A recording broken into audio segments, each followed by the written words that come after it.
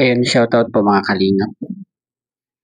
At andito po tayo para mag-reaction po muli sa isang post ng isang dating beneficiary ng isang charity vlogger.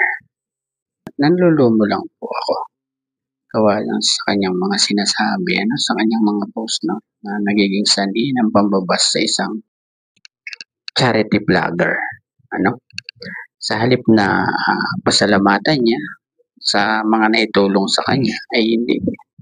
Eto pa, pinaparinggan pa ng kung ano-anong mga salita na ganyan. At di ko alam kung sino talagang pinaparinggan nito, kung yung tumulong sa kanya o ang kalingap, diba?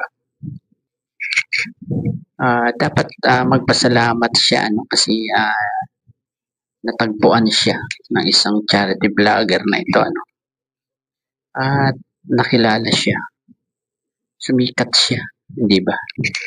At yun nga lang, hindi niya pinahalagahan yung tulong ng isang charity vlogger. Dito pa parang medyo pa kung sino naman yung iyong pinaparinggan na yan, na scripted ang buhay, ay nako,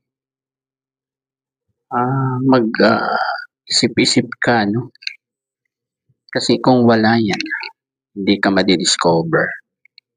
At minsan binasa ko ang mga comment sa comment section yan, ay parang lumalabas na hindi ka makakilos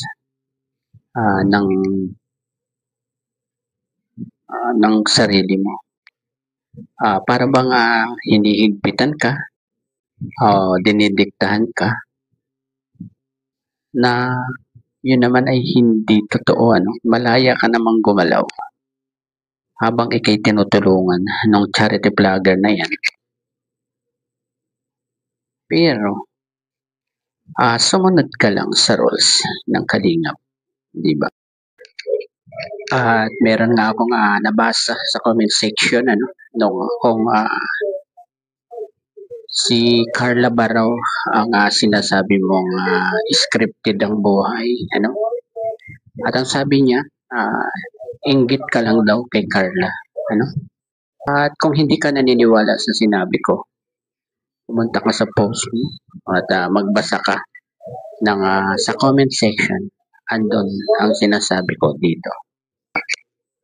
Tama na rin yung ginawa na umalis sa kalingap para ang sa ganun maging malaya ka na, na sinabi mo nga hindi ka malaya sa kalingap, at ganun na lang, umalis ka sa kalingap ng tahimik.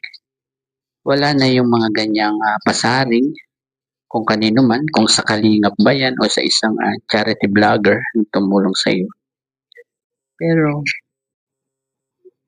wag kang magparinig ng kung ano-ano. Lumabas ka na lang sa kalingap ng tahimik, ganun. At ayun, hanggang dito na lamang po ang ating konting reaction dyan sa kanyang post na yan, na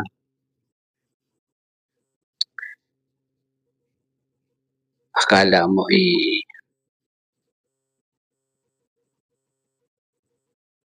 hinigpitan ka ng iyong charity vlogger na tumulong sa iyo. Hanggang dito na lamang po. Bye-bye and God bless.